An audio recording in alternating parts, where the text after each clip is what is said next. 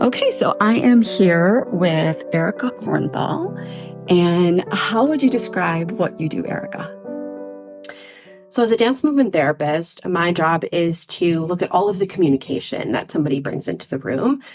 So, we're not just talking or listening, but actually actively listening and talking with our bodies as well. Okay. So, I always say it's really looking at all of the nonverbal communication, right? Body language, postures, gestures, because how we move very much contributes to how we think and how we act.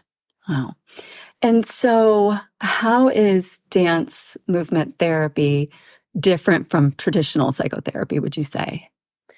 Well, it doesn't focus on talking, although we do look to process. We do look to verbally process whenever we can. Okay. But a lot of our clients aren't able to, or words are difficult to come by. It's hard to express ourselves or what we're feeling through words alone. Okay. So it's really the marriage of body movement, mindfulness, awareness, and that element of talking through something or verbally discussing what we're feeling so that we can have a more holistic approach to mental health and emotional wellness. So, I would imagine that it's there's a lot of information. There's probably more information that you get because it's not simply talking. It's actually, instructing I would think the patient for different kinds of movement and just sort of knowing what to look for. There's another kind of therapy called equine therapy.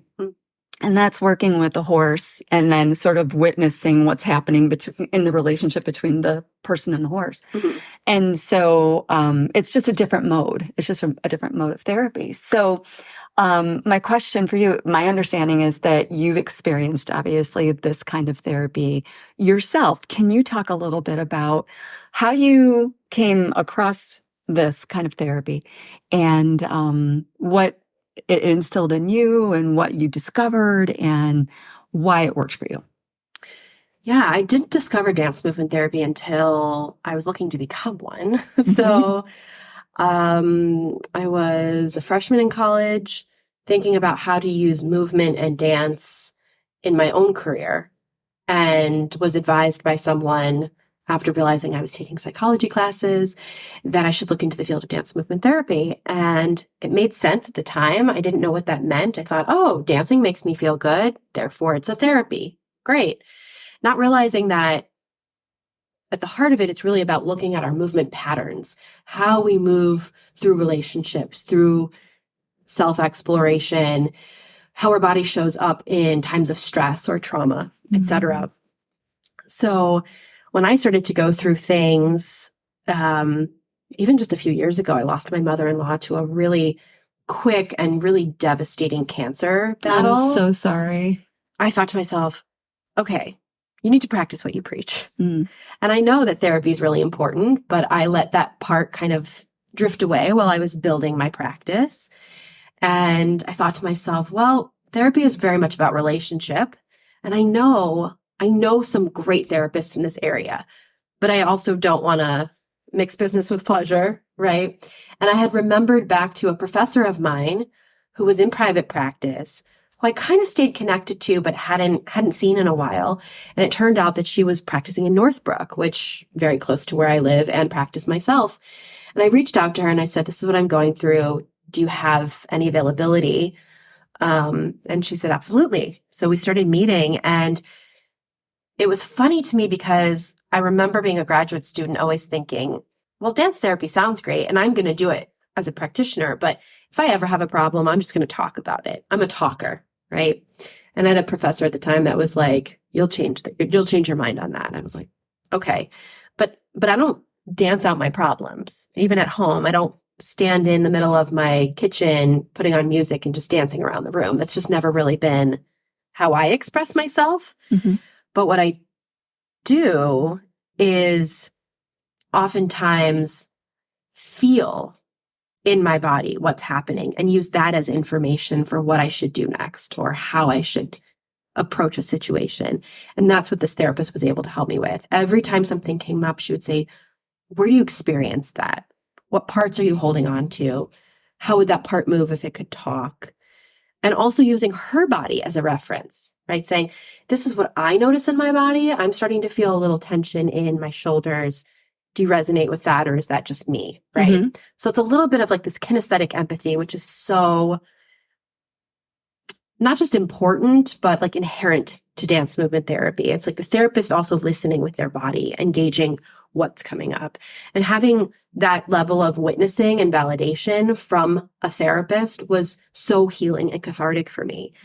So like having someone cry with me, you know, having someone just see how their body reacted to the pain that I was sharing.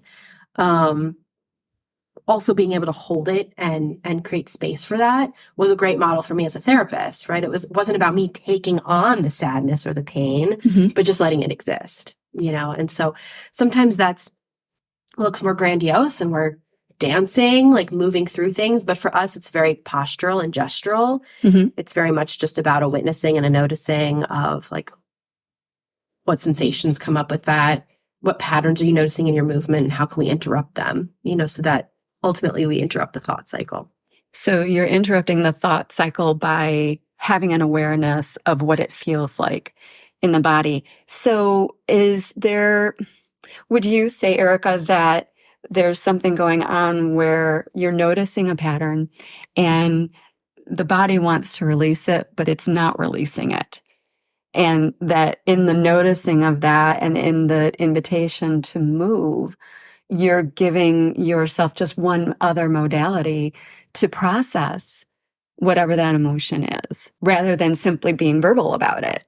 You're actually, you know, being physical about it as well. Absolutely. Because oftentimes we are perpetuating these movement patterns that are actually suppressing or, you know, repressing the emotions that we're experiencing. So I was just with a client actually earlier this morning. We were talking about how depending on how comfortable we feel in a situation, we will contort or constrict our movement. And then we end up feeling more constricted or more confined. And then we wonder why we're not calming down or we can't regulate our nervous system, when really what we need is to listen to the movement that the body is looking for, right? Shake it out, stretch it out, scream it out, etc.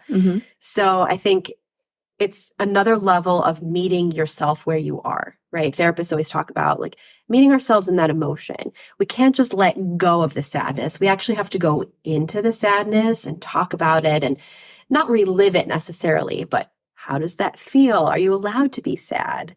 We do the same thing with the body. It's like if we just wanted to get to that better place, we are neglecting or numbing what the body's actually experiencing. So we basically say, how does in this situation that sadness show up in your body? Oh, it's a heaviness. Oh, it's a weightedness. Okay, let's go there, right? So as therapist and client, we get to experience that together. We feel the weightedness. We feel the heaviness. That then allows us to transition to something out of that. I always say like it's really about moving through the emotion instead of getting over it. That's so interesting. I often use the example of a finger trap and noticing how, do you know what like a Chinese finger trap is? And I'll bring that out because people don't, you know, they get this concept of acceptance and resistance, right? Yeah. And when you're in resistance, you're yanking on the finger trap and you're not moving anywhere. You're kind of stuck. And so, you know, when I was learning first how to drive, my dad took me to my school parking lot when it was snowing and said, okay, let's do donuts in the parking lot. Right? And I was like, what do you want me to like do donuts on purpose? He's like, yeah. And I go, okay. And he goes, so when the rear end of the car goes right, which way do you turn? And intuitively, I just thought, well, left. And he's like, no, you turn right. So you turn toward the turn so that you can actually straighten out. And in the same vein, we've got the finger trap, and it's very counterintuitive to lean in, but that's the way through. That's the way out. Absolutely. We do the same thing with the body, right? We're like, oh, this is uncomfortable. So I'm going to go in the opposite direction because I just don't want to feel uncomfortable. Yeah. But we actually have to go into, and in a very subtle and compassionate and often very gentle way, go into the discomfort, you know, and now that trauma is like so out in the open, everybody's talking about it. I think oftentimes we think that it's like jumping into the deep end, right? Oh, I'm going to tell you my trauma story and, you know, give you all the details. And I'm always like, no, that's actually not necessary because your body will speak the story when it's ready. You don't actually have to verbalize it and re-traumatize yourself. Or sometimes we say it and it's no big deal, right? That's information because we're just glazed over, right? It's like we're kind of numb to the experience of how traumatizing or how intense the experience was to begin with, you know? So we can very easily override those habitual, almost like reflexes. But we always say the body never lies. The body is kind of giving us cues along the way of what it needs. And it oftentimes will just continue to like repress some of the things we need to be doing. We'll talk over them. You will say that we've processed it. I can't tell you how many clients have been like, well, I have a history of this, but I processed that years ago. And within an hour of a session, they'll be like, how did this come up again? I worked through this so long ago. Yeah. You know, it's like, but did you work through it in the body? You know, because you hold emotions in certain places in your body. Say you're not used to moving your hips, right? And something brings us to moving our hips in this space and time. And all of a sudden it's like a floodgate. You're like, why is this coming up? I've talked about this till I'm blue in the face. It's like, yeah, but maybe your body wasn't able to release that in some moment, you know, and we move through things actually much faster when we give the body a voice than when we just rely on the mind to take over. Wow. So it's literally the mind-body connection. Yeah, that is at the front and center of certainly what I do, but I think most dance therapists would say that's really front and center and central to the work that we do. It's like, again, how we move has everything to do with how we think or operate in the world. And we think that just by changing the way we think, we can change those habits. And then we find ourselves right back at square one. Right. Which is the frustration. Later. Right. You're like, why isn't this working? Right. It's not for me. Oh, I'm broken. Oh, I hear it all the time. Oh, therapy's it's just not for me. You know, like, why? I'm like, well, I tried. It didn't work. I was like, well, maybe you just didn't try the right modality. Right. There's so many options. It's good to know. It's good to know that this is another modality. And so for you personally, what would you say helped you move through your mother-in-law's passing? Like how, if you're comfortable sharing, how did that go? What did that look like? Yeah, well, I really found myself wanting to talk about it. And most of the people around me didn't want to or couldn't. It was just too painful to talk about. And so silencing my voice really constricted so much of my movement. I just wasn't showing up as I think I really wanted to. I was holding on to a lot of the pain and the visions that I was seeing, like the things that I was actually seeing on a regular basis, being part of not her care necessarily, but just being part of the whole process that was unfolding.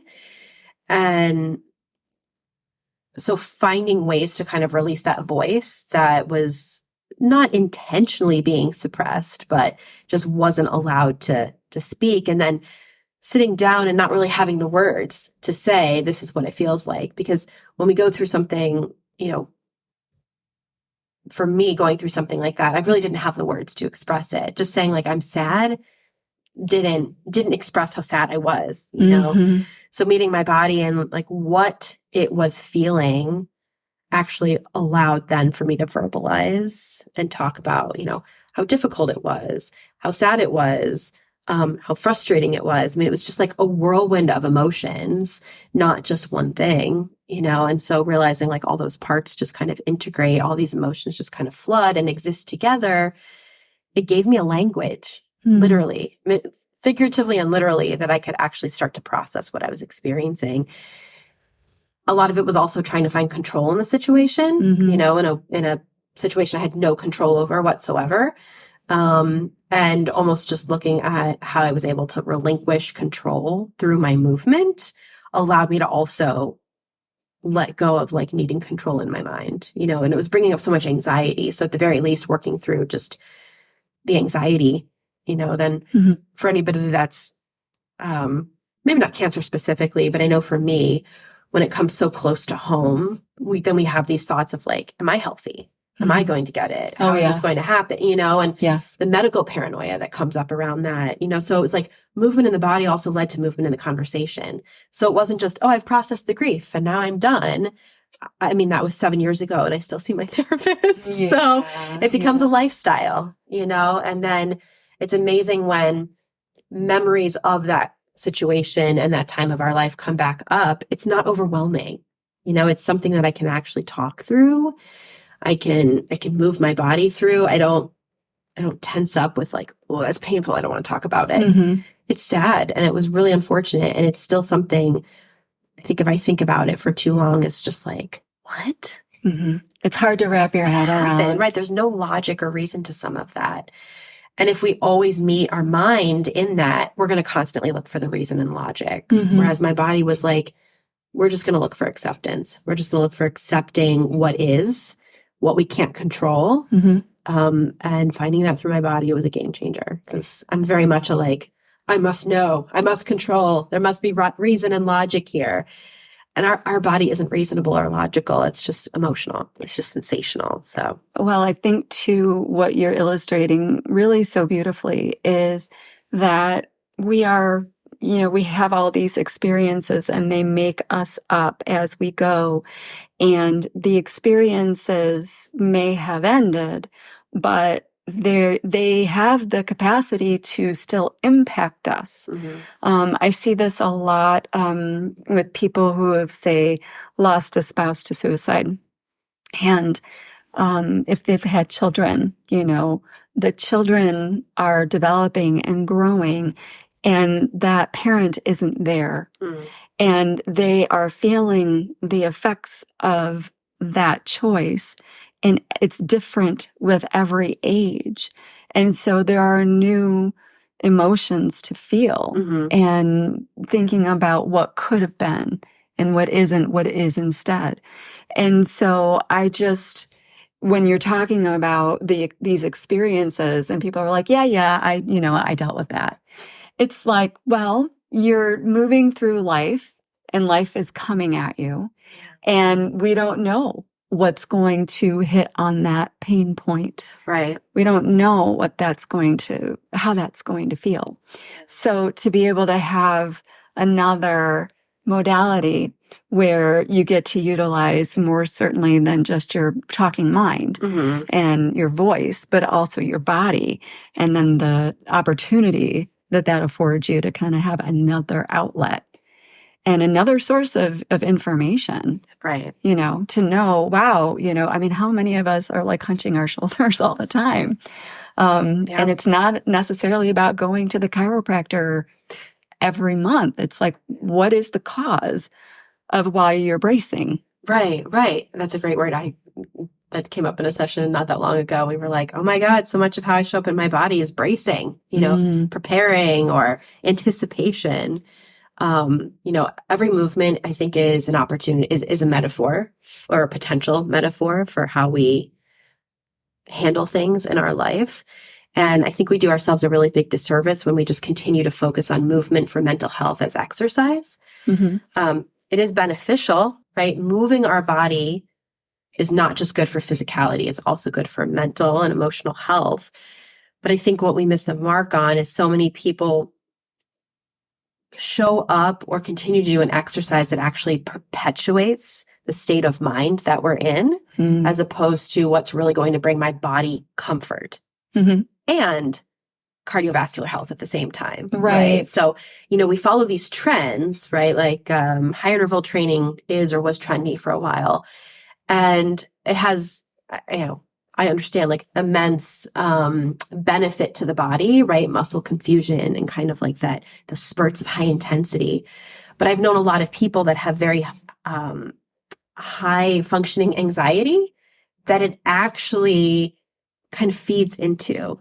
And it wasn't helping, or it was making the anxiety worse, So just recognizing like how our movement habits perpetuate, or continue to facilitate certain ways of thinking. Doesn't mean we want to avoid it, but that's when it's really important to look at how we can build a robust movement vocabulary. So if I'm always used to moving fast and short and direct and quick, can I also give myself the benefit of the doubt and find ways to slow down? Mm-hmm. Can I bring in some moments of stillness? Yeah. Because more often than not, the only moment of stillness we're doing is at the end of the day when we try to sleep, and then we can't get to sleep. There's so much inertia. Boom, boom, boom, right. And all the thoughts are clouding and like, oh, I just want to go to bed. I'll just take a pill. Yeah. And then I wake up groggy, and it's just this endless cycle. So, I'm really committed to just helping people redefine what movement is and how they can use it to support their mental health. It's really amazing. And I've never actually spoken to anybody who's done anything like this before. But as somebody who loves to dance, I just came from my work class I love work. I love work so much. As somebody who... It's funny. So anybody listening is going to be like, what kind of work is it? It's WERQ for those of you who don't know what we're referencing. It's a kind of dance class that they're like little vignettes and little dances that go along with all these different, songs. And it's kind of like Zumba, but just different rhythms. Correct. Right? Correct. Yeah. And it's just so fun. And I love how it makes me feel at the end of the day, or at the end of the class, I should say. Yeah. So I so appreciate your sharing with me, what your experience was, especially with your mom-in-law. And I know that this is going to be of help to others, at least to give them another option for how to process their own emotions and how to normalize it, because look, we're all human beings. If you're breathing, you're feeling. And if you're feeling, there are times when you don't want to, and that can lead to feeling stuck. Mm-hmm. And that's really what therapy is all about. It's like, how do we regain power? How do we tap back into ourselves? And this is just a beautiful way of being able to do that. So thank you so much for sharing. Yeah. Thank you for having the space and the idea to do this. Yeah. So I think it was Joseph Pilates said, change happens through movement, and that's kind of at the heart of what I do, right? Is like, if we're feeling stuck, then we just have to embrace any and all possible changes in the body to help us move through those places. Yeah. And kind of circumventing that monkey mind, the mind that just so badly wants to solve things, or reason or logic its way through. We have to feel our way in to think our way out. Yeah, that feel our way in to think our way out. Well said, Erica. Thank you so much. Yeah. I so appreciate it. Thank you.